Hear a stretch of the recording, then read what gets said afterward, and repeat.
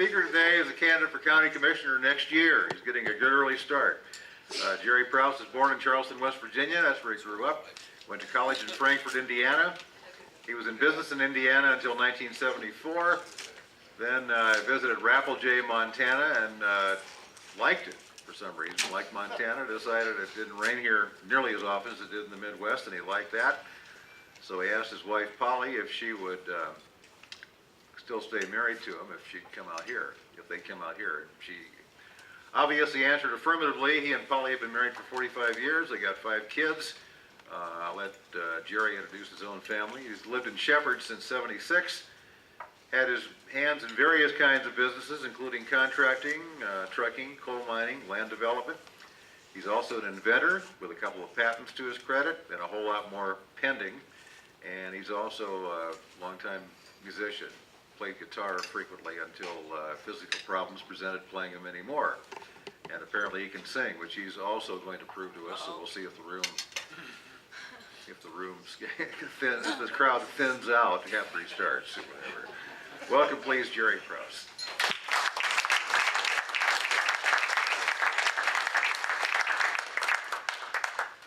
Thank you, Dave. I appreciate that. As he says, he told you who I am.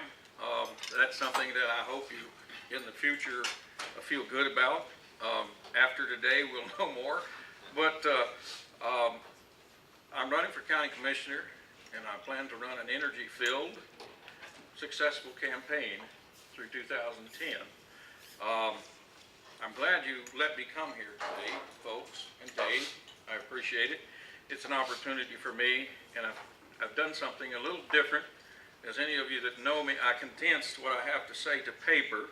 I put it on paper, and I'm going to read it to you because if I digress, you will not get supper. So we'll leave it at that. I hope what I have to say is something you can agree with, something that you will like, and something that you will see as somewhat different. I am working hard to see us have a return to our roots as Americans. I understand how our country started. I understand what caused it to become great. I would like for others to understand these same principles and precepts. And so today, I want you to understand who I am a little bit.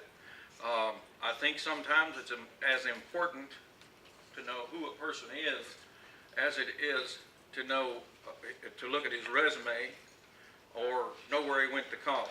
I think it's just as important that we know that person. And I'm going to do everything in the next year to make that information available. I think what we have done, we have begun to elect people, or we have begun, we've been doing it for years, we elect people we don't know anything about. And then when we expect them to do a job and they can't get it done, we like to jump on them, say they ought to be doing something. Well, it's not in everybody's, within everybody's capability to do some of the things that need to be done. And today, we are going to either elect exceptional people who have, guys, I want to tell you one thing.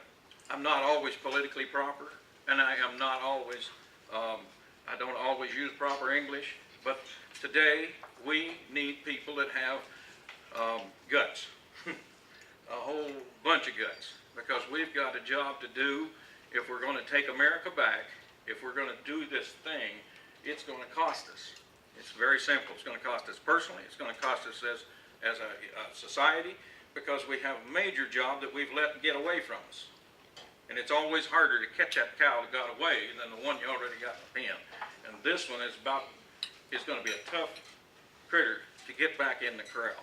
That's the best way I can say that. But I tell people I'm a Christian, I'm a constitutionalist conservative. And there's something that I literally refuse to do, and that's deny who I am or what I think.